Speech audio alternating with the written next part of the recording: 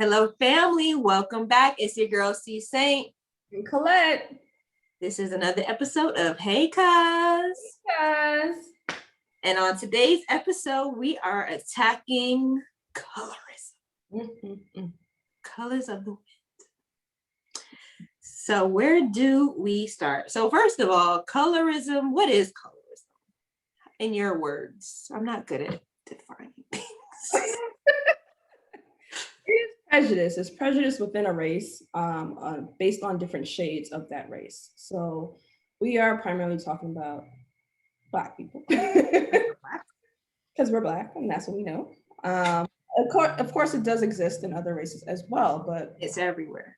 It definitely is, but this is what we know. This is our journey, so we're going to be talking about mostly in the Black community. We have this whole battle that dark skin versus light skin, whether that was, put on us through slavery, which we'll get into in a second, and also how we kept it going. We kept the narrative going, and now it's just back and forth in our own community. It's pervasive. It's very pervasive, and it's embedded in so many aspects of our life. And I don't think people really notice how deep it's rooted in their mindsets. Even when I have conversations with my friends, I'll call stuff out and that they did. They're like, oh, I didn't mean it like that. I'm like, I know you didn't mean it like that, but you said it because that's what you think. But the problem is, that's why I'm saying, have conversations, you increase self-awareness.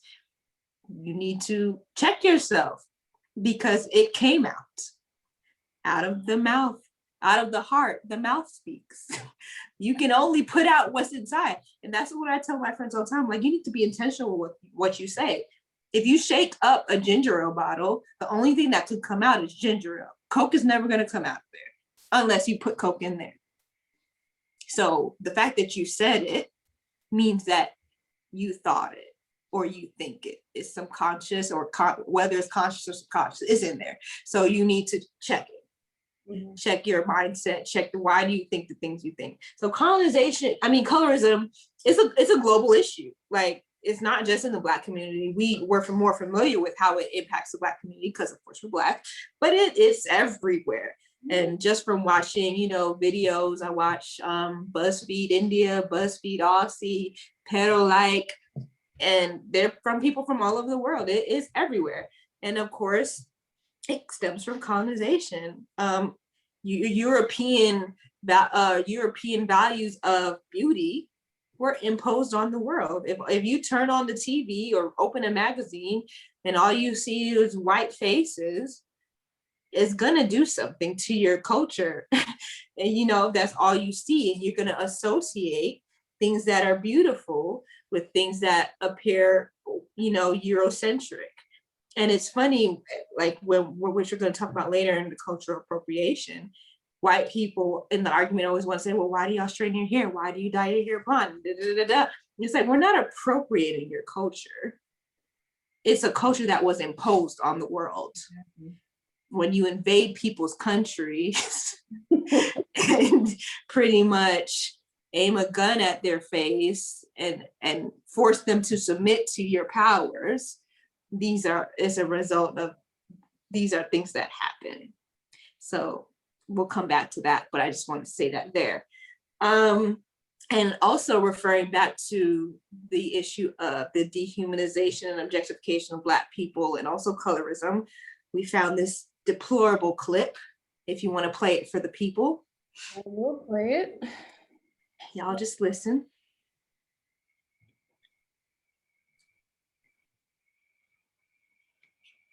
I think this was from a radio show, I believe. This was from a radio show in Buffalo, New York,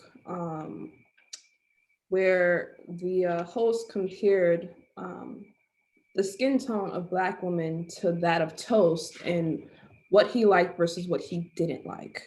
So I want to play that if it cooperates with me. There we go. What is your what number? What's the number? I think it's probably a 7-ish, 6 to 7, probably 7. See, we have ours, and I may get into trouble for like this. 2 o'clock. I have them to the attractiveness of women that I find to be attractive. So I will never go to a Serena Williams level, but I'm very comfortable with like I'm very comfortable at a Halle Berry level. Okay.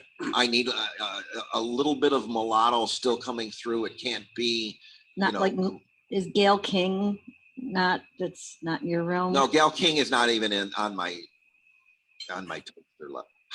So what is your What number? What's the level? number? Your I think setting, yeah. it's probably a 7-ish, Oh my 6 to 7, God. probably 7. See, we have ours, and I'm going to get into trouble It's for like this. 2 but o'clock. I have them to the attractiveness of women that I find to be attractive.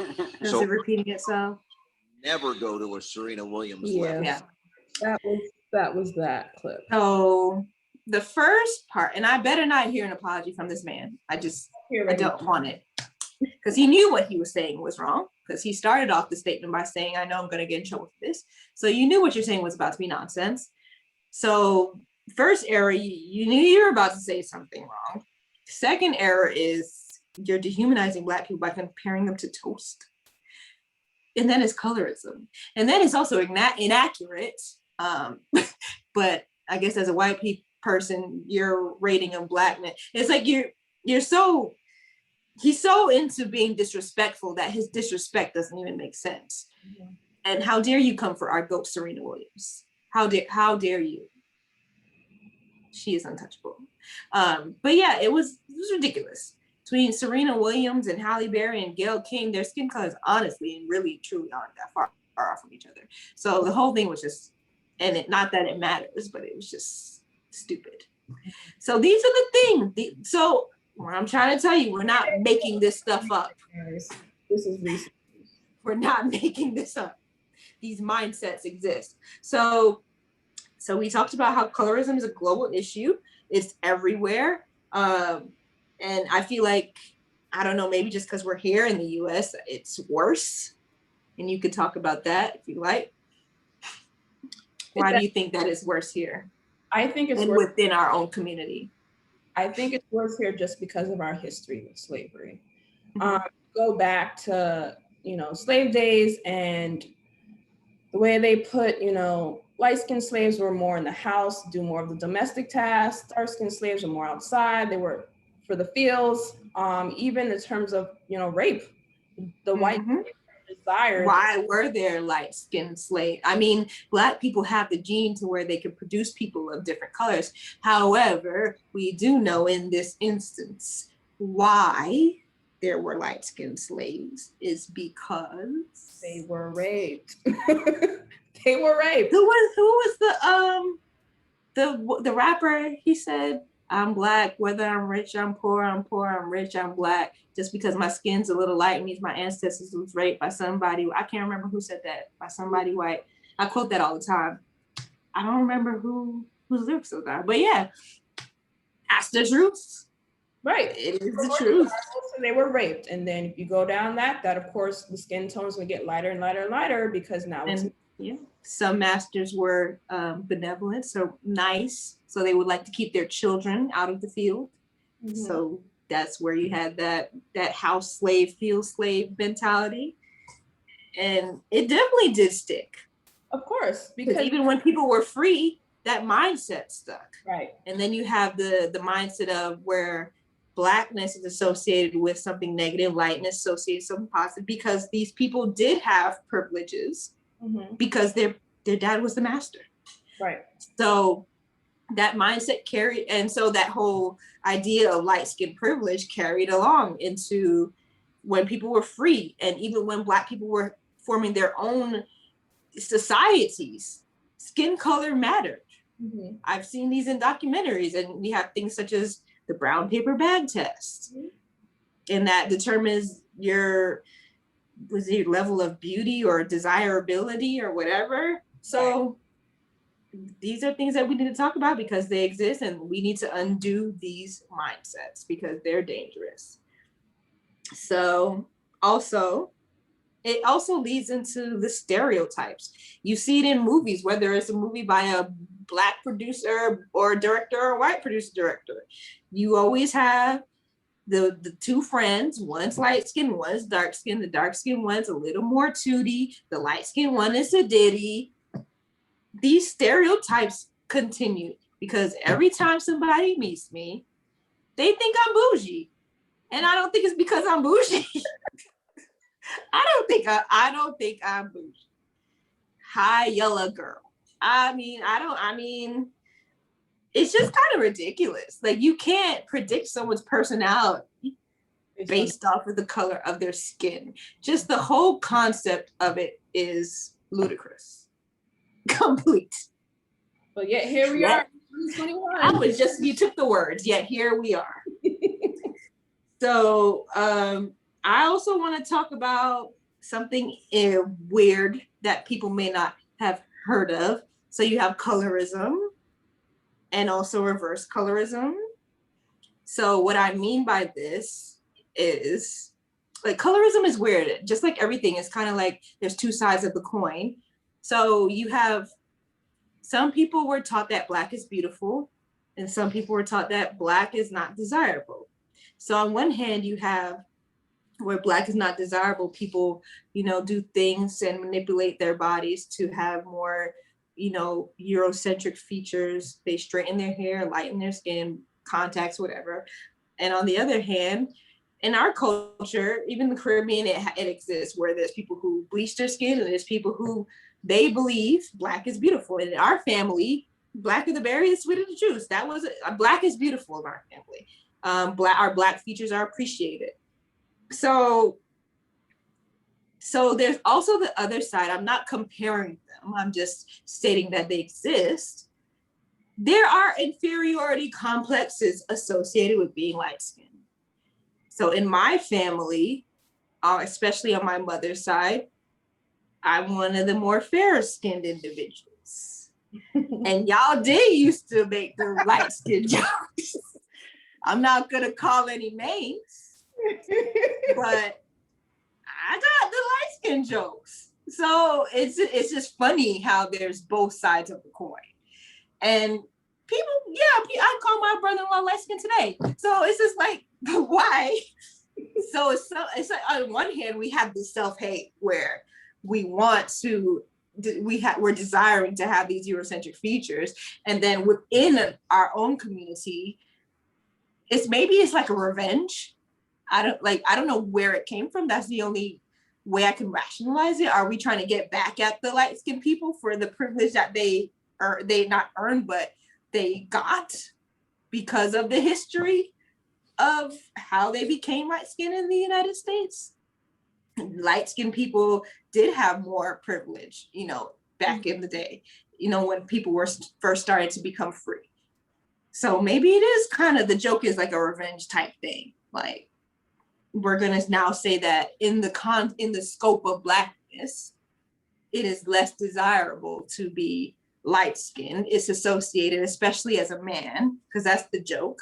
You're associated with being sensitive or weaker, that sort of thing. So that's what I mean with the reverse colorism. You got that light-skin syndrome, everybody has said it.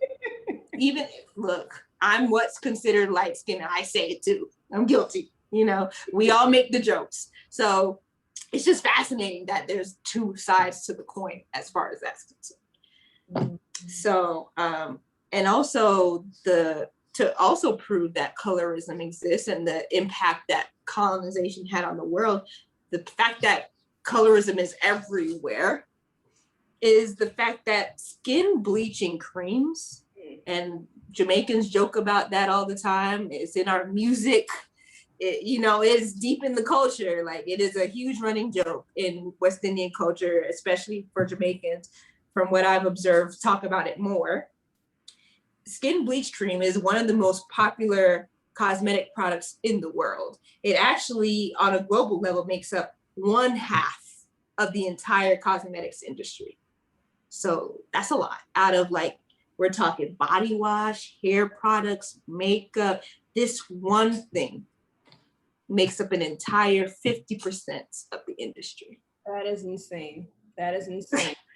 People are going that hard to fit into European standards. That is insane. That just shows you how pervasive this thing is in the culture of the world. I can't even say it's our culture. It's everywhere. It's global. So what are we doing, and what can we do to reverse this? Like you're bleaching your skin. It's chemicals. Try to fit in to what society is telling you is beautiful, is acceptable. And thankfully, like in the last video, there's been an awakening. Mm-hmm.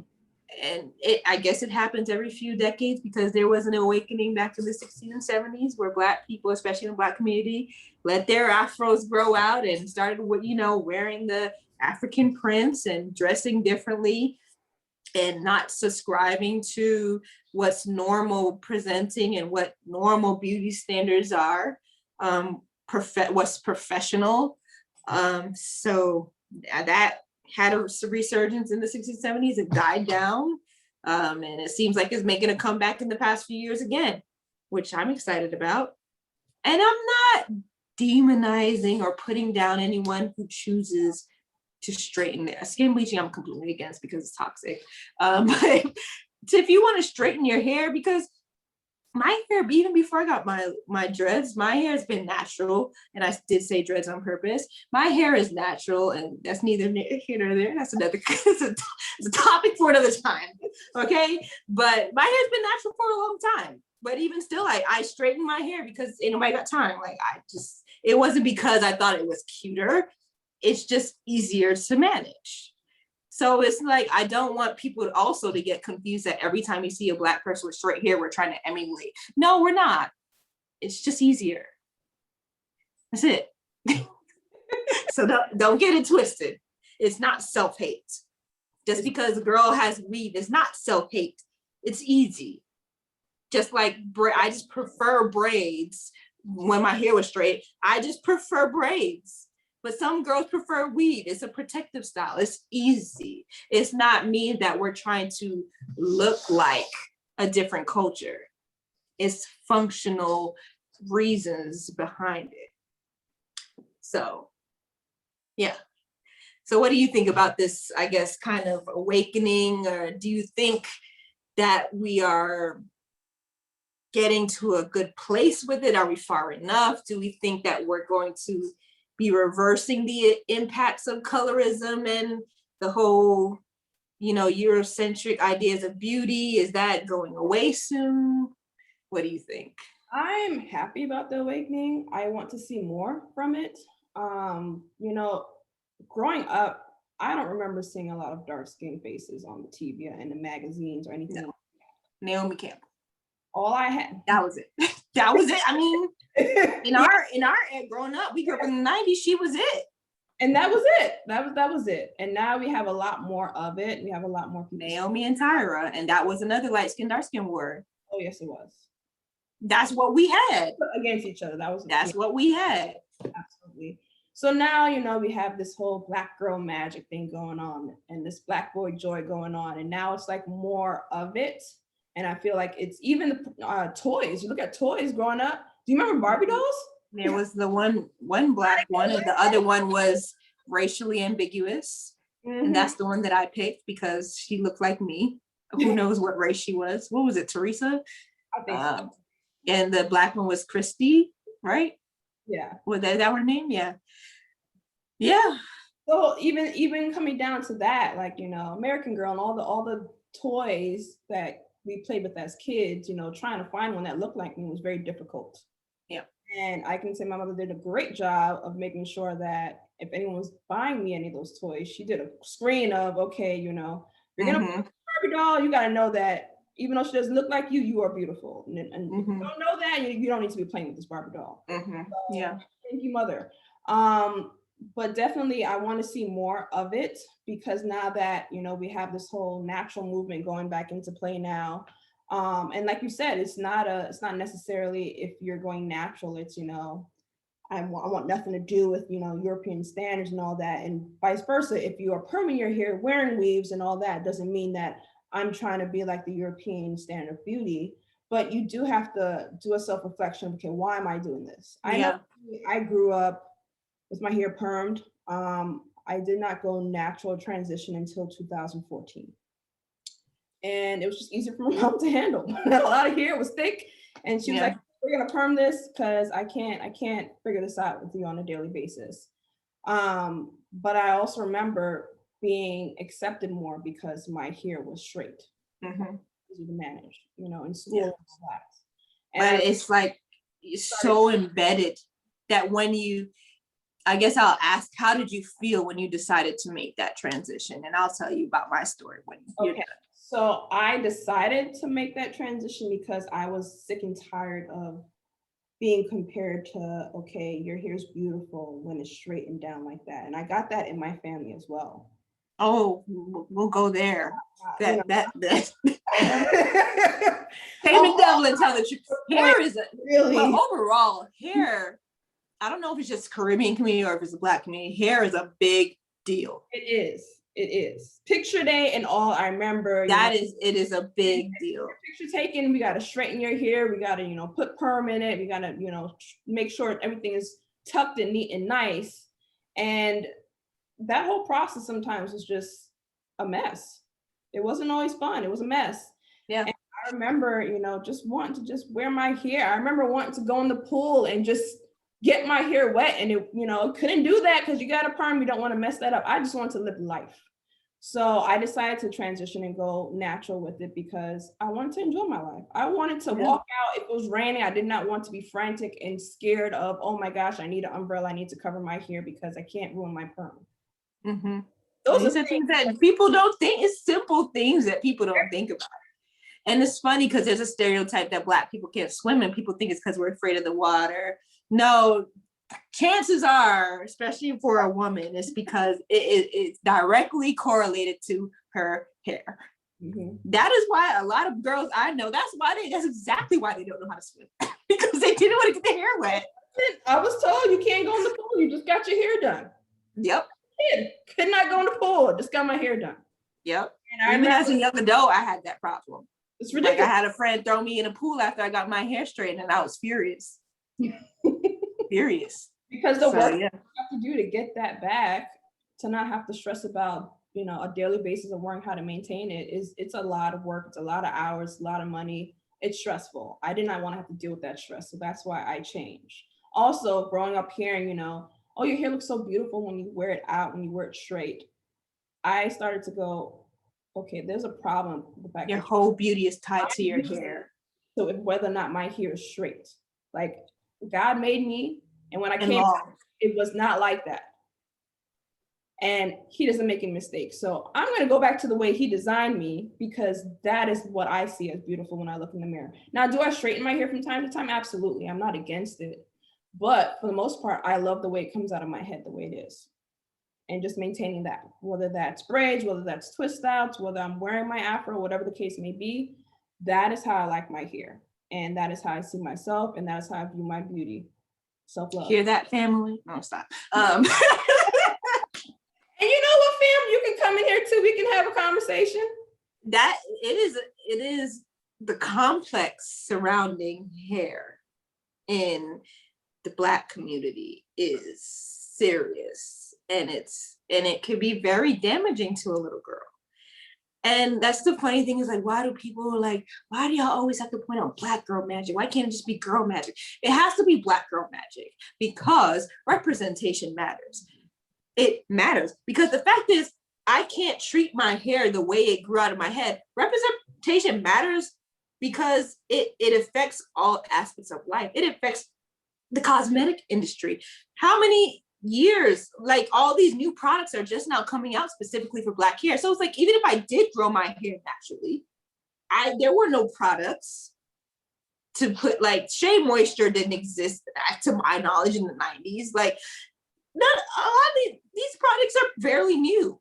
Oh yeah. So it's like it wasn't even encouraged for us, even if we wanted to grow our hair the way it grew out of our head. We can't use Pantene Pro V, right? Or whatever. She's got the herbs, the herbal. Like no, like we always in the shower doing that, and our hair was not. It wasn't gonna work. So that's why representation matters. We should have a commercial with a girl moisturized, putting all that conditioner, not the dime size it says on the bottle, a glob of conditioner in her hair and doing like that. that's important to see.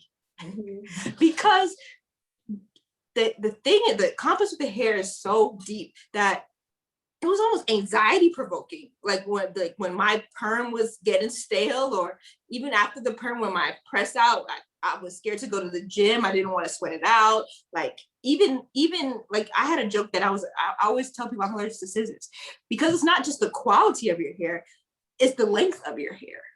That hair, the length, especially in our family, that was serious. If you ever said you were gonna cut your hair, or you turned up with your haircut, your grandma almost about to have a heart attack.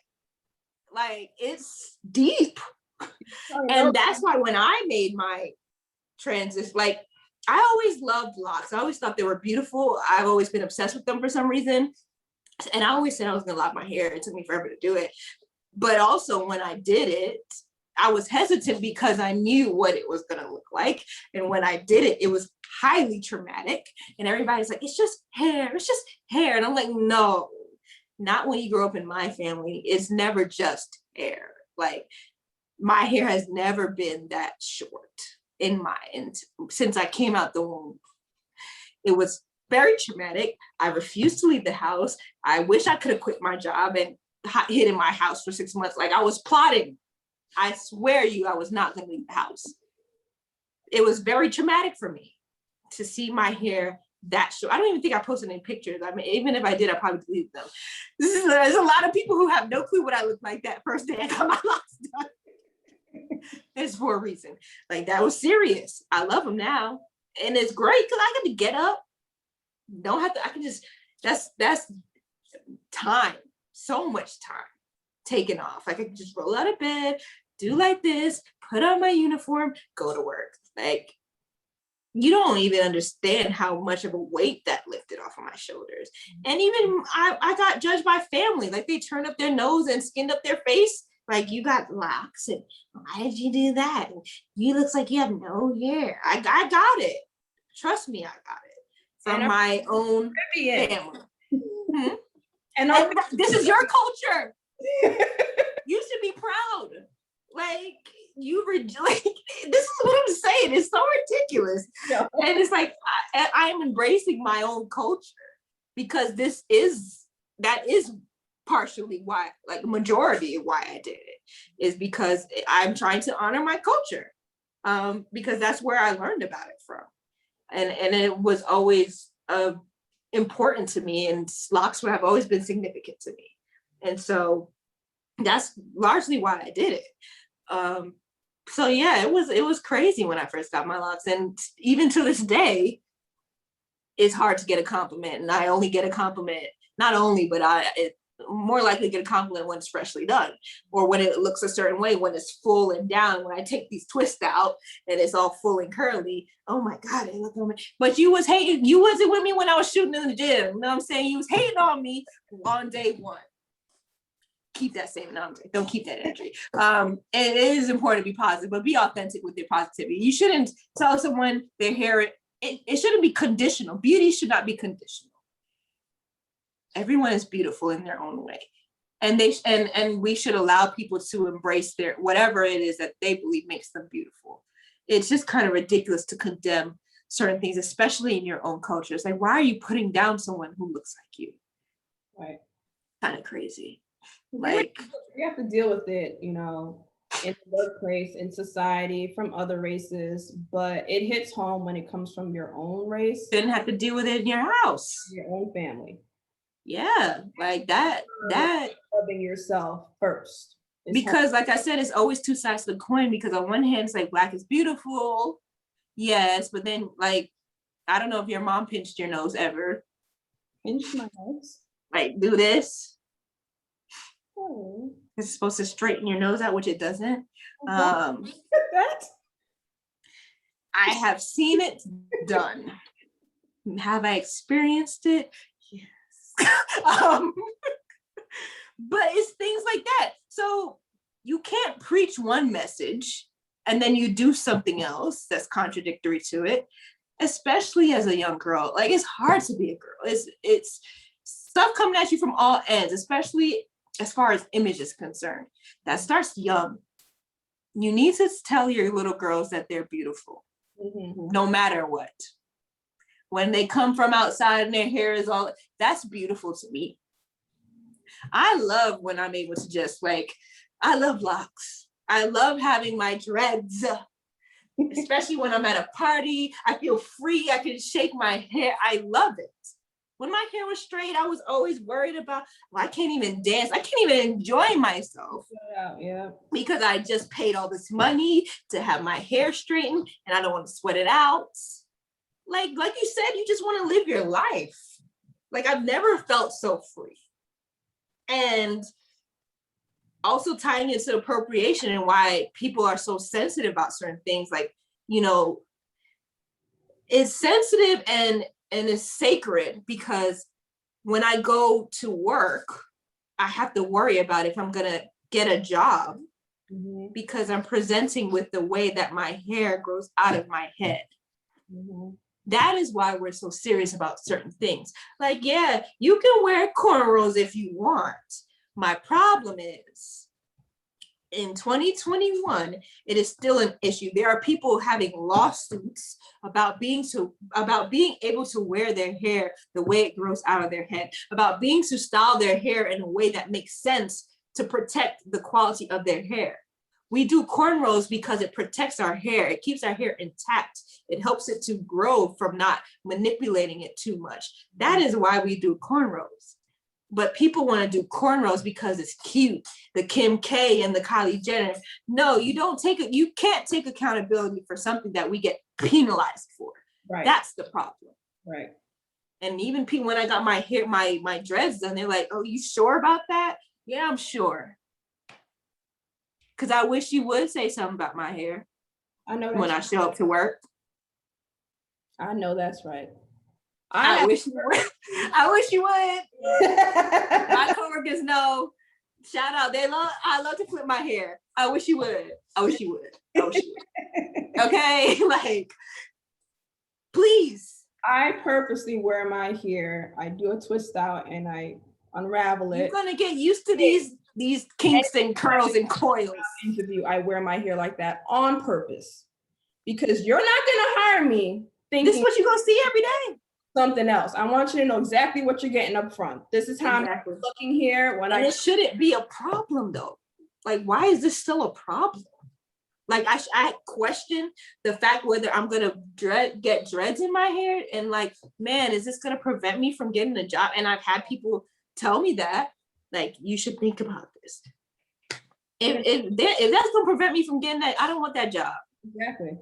You can have your job. That's fine.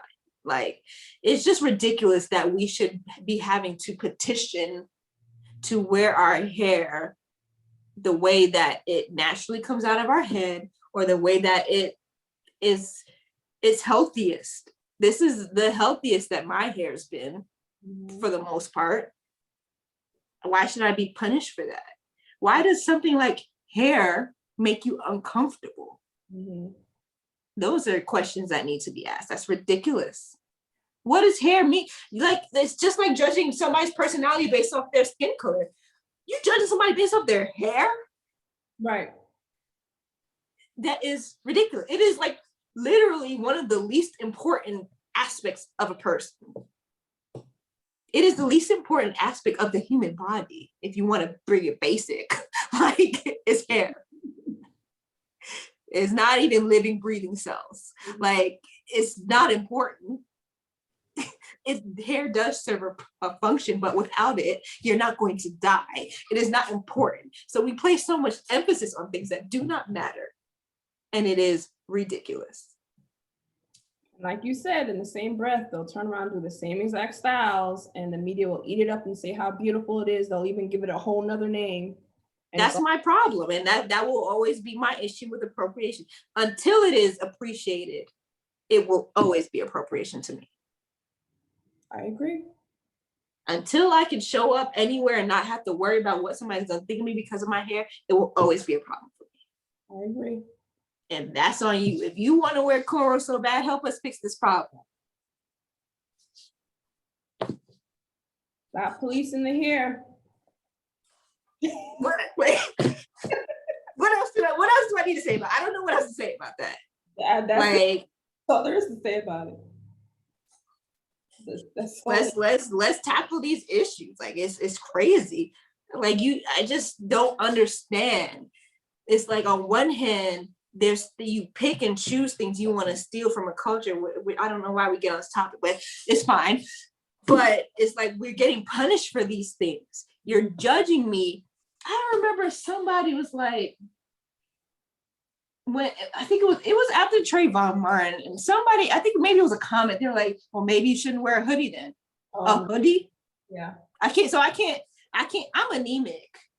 I always have a hoodie. I can't wear a hoodie, so I'm supposed to be cold? Like, come on. It's ridiculous. We really need to break down these barriers. We need to break down these mindsets, these stereotypes. Come on, people, we got to do better. Like, it's ridiculous. You telling somebody like they can't wear an article of clothing because of my skin color. Mm-hmm. So me and my coworker, we wear the same uniform. Almost every nurse I know is cold. Like most nurses are always cold. We walk outside.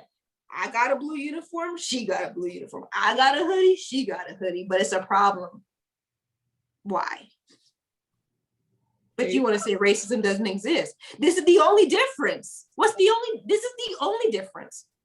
Same degree, same job, same uniform. But it's a problem if I put a hoodie on and walk outside to my car. I'm more likely to run into an issue walking from the building to my car than she is for one reason. That has to end. That's ridiculous to me. That has to stop. There's also the whole bandanas when COVID started and not everyone had access to masks. People put bandanas around their mouth. How many articles did we read or did we see in the media? It was the black man getting stopped or the Hispanic man getting stopped because they had bandanas on going into a store because they look like they're gonna rob the place. But even before that at work, we can't wear bandanas. Like when you pull your hair up, I've seen white girls and Asian girls, nurses with bandanas around their head. But if I do it, it's a problem.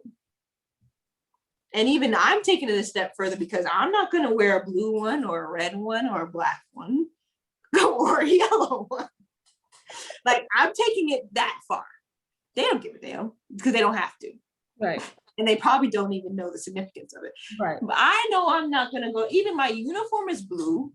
Talk about it. It's the truth. Even just a headband with that pattern.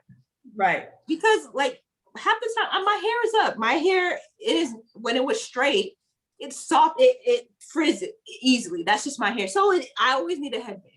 And even as a nurse, I don't want it falling in your face while you're taking especially as a nurse, you don't want your hair falling in your face. But it's like, it's a problem that I can't, even in the policies and procedures of your job, there's things in there that target certain people. And I don't think there is a rule against wearing a bandana. There might be. I don't think there is. But if there is, and let's play devil's advocate, it was going to be a problem if I did it versus if somebody else did it. Mm-hmm. And I know it because it's happened. Mm-hmm. It's happened. Like they can do it with no question. Even if you don't say nothing, you go look. You're going to give a look. I've gotten a look. And that is honestly a last resort for me because I probably just couldn't find something else at the time. Mm-hmm. I have a lot of bandanas because I like them, and I have my flags because I like them. So for me to even have grabbed that, it was a last minute resort because I just couldn't find any other headbands at the time. So it's like but I shouldn't. It's like I shouldn't have to be nervous about these things. I shouldn't have to be nervous about like what my hair looks like when I'm going to work. As long as it's neat and clean and presentable, it shouldn't matter what form it's in. Mm-hmm. And who's to say that an afro isn't neat or professional? Mm-hmm. Who made the rule that dreadlocks are not neat and professional? Like I saw an article the other day and it's like a lawyer gets signed. I don't know how the process is. He's signing into becoming a lawyer in spite of refusing to cut his dreadlocks off. Why should he have to? What does that have to do with being able to be a good lawyer? It's irrelevant. And for me, when the dreadlocks are styled, it is the most beautiful, neat, pristine thing. Like when my locks are freshly, twisted and styled, it is one of the most neat things that you could see. Yet you have these other girls who got their hair in a top knot messy bun. No one's saying nothing to them. Right. But if I come and my hair is loose curls or whatever it may have you, that's unprofessional. How? Because really, I spent more time. I know I spent more time styling and combing my hair than they did.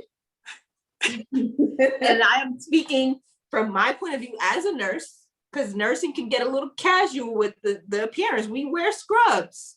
Like we don't go to work in suits and business professional. And most nurses have their hair up in a ponytail. It just is what it is. And I don't have no problem with that. I'm just stating the facts. You see a lot of girls who have their hair in a messy high bun or whatever. There's straight hair sticking out, but they're not getting called out for unprofessional, for appearing unprofessional. I am, or people who look like me are. Like I had a coworker being targeted because he wore a scrub. He's bald. Like, you still targeting people? His head is cold. Like, what's your problem? Like, you faulted him because he's like, it's just like y'all just deep. Like y'all just always looking for a problem. And so I just want to know who made the rules, who said, and why that place. Like, why is some hairstyles? It's not even hairstyles. Some hair qualities of hair associated with being unprofessional. And I read that in the article. I can't remember what article I was reading, and someone wrote that like they associated Black hair with unprofessionalism. It's the way somebody's hair grows out their head. It's ridiculous. And the stereotypes of nappy and tough and all that. And I know that's straying off topic, but I'm sorry, you've never touched my hair and felt nappy, hard, dry, or anything like that. Nope. But this definitely it ain't dry. And people have stereotypes with locks that they're dirty and dry and messy. My locks ain't dirty.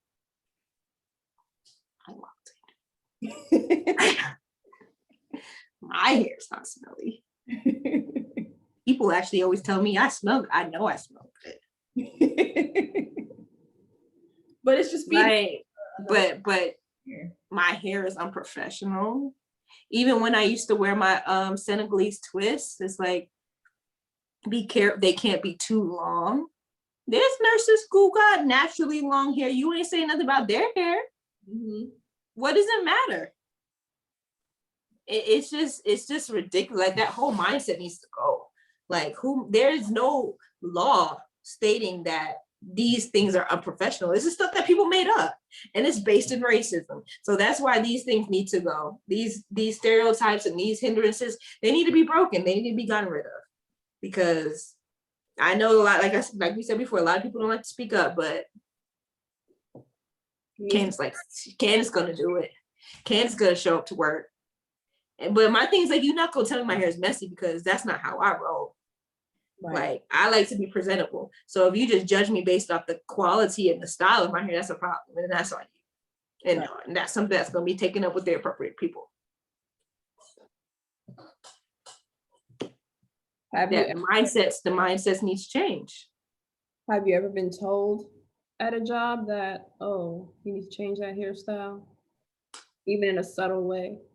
I've been addressed about my hair looking neat, or they'll be like, oh, that looks different, like that.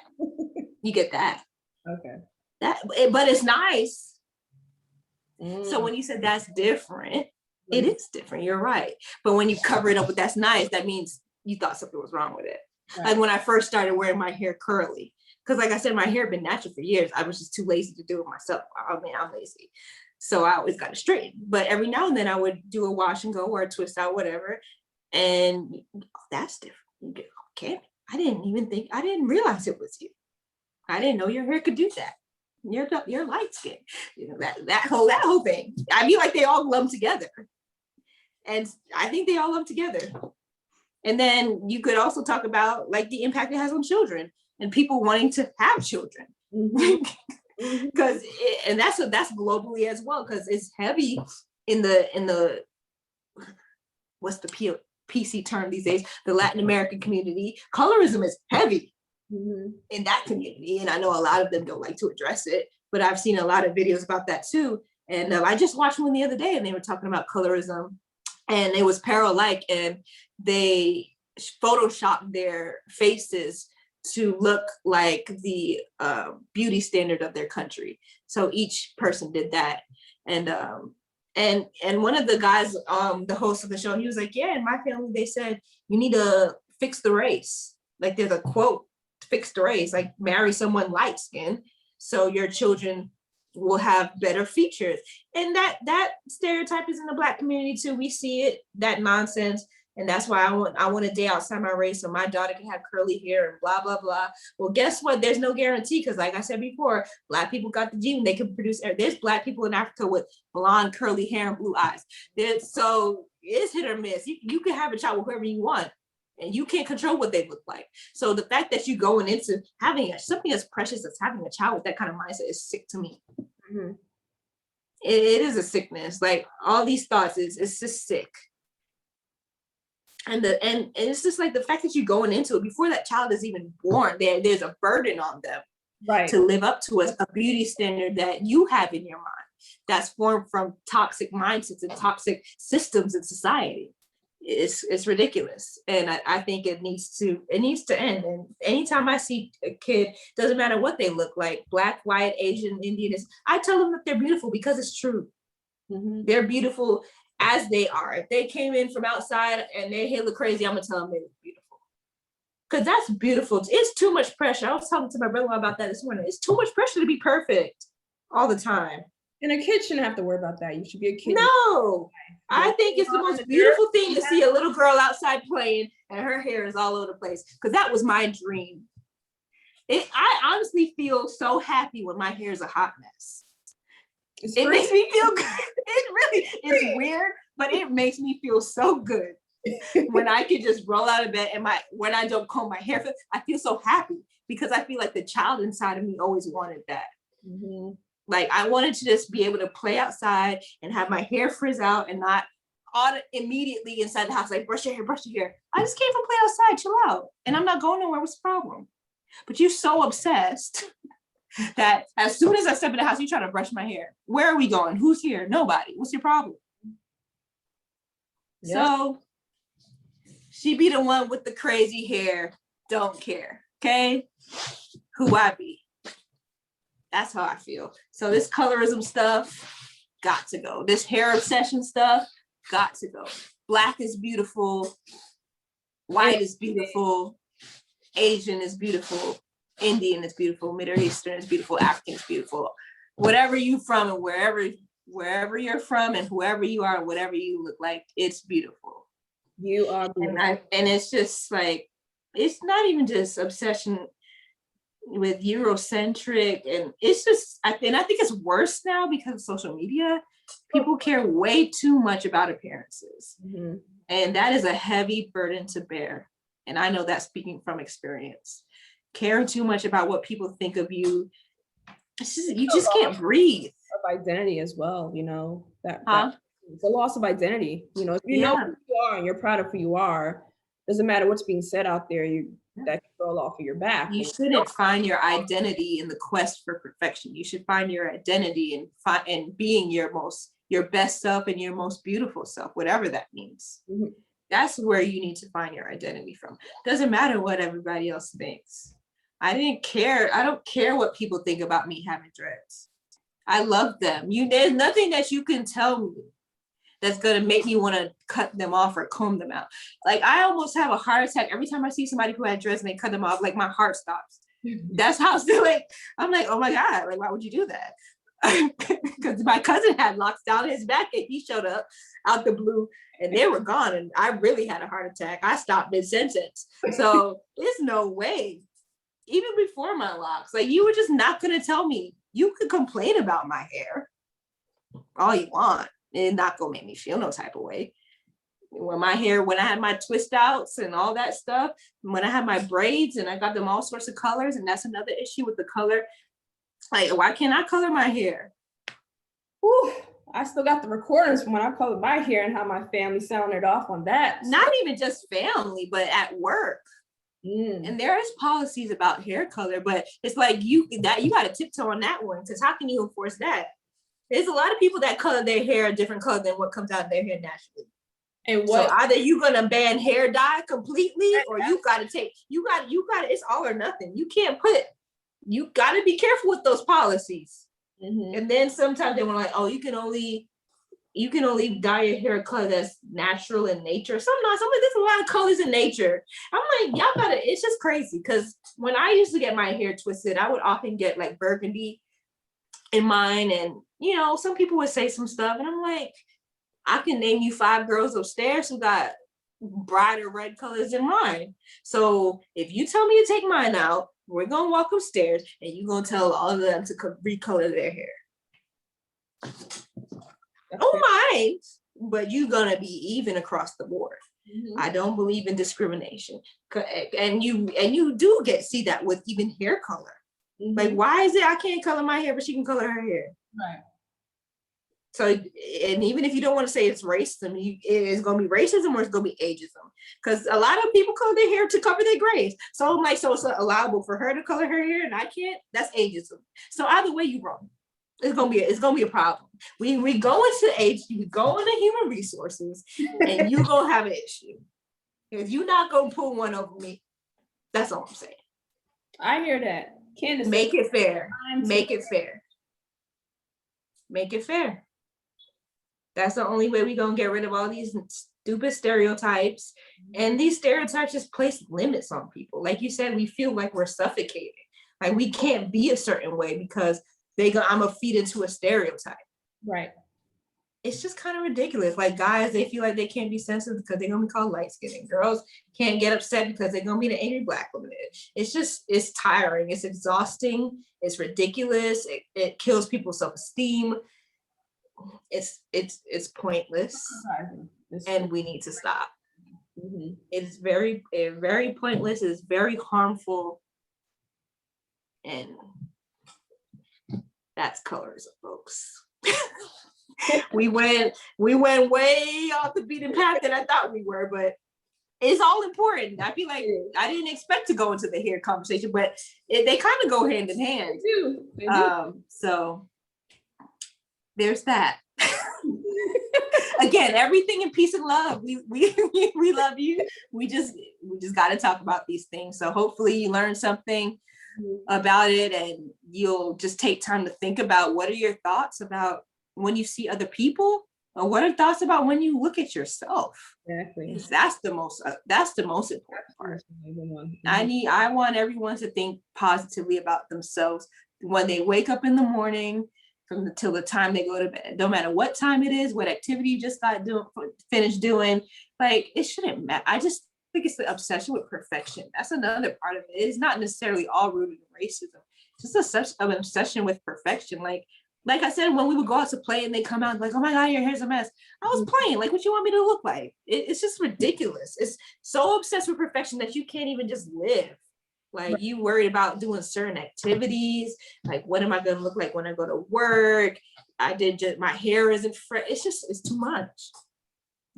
People should not have to worry about these things on a day-to-day basis. So definitely don't put it on your kids either. Let them live. Please. Let them live. Please. That hurts me the most. So traumatic. I purposely dunked myself today when I'm in the pool just to be like my hair is wet. I love that I can go out in the rain now. Like, ain't nothing gonna happen to me. I know. Beautiful. One of the things I did when I became natural was just stand outside, look like a crazy person. I think you need a little nature touch. Mm-hmm. You need a little. You gotta water the flowers, help it grow. So, thank you guys again for joining the cousins. We appreciate your time and appreciate your attention. Peace and love. We hope you learned something, because when you know better, you do better. So, All right. talk now. See you guys later. Bye.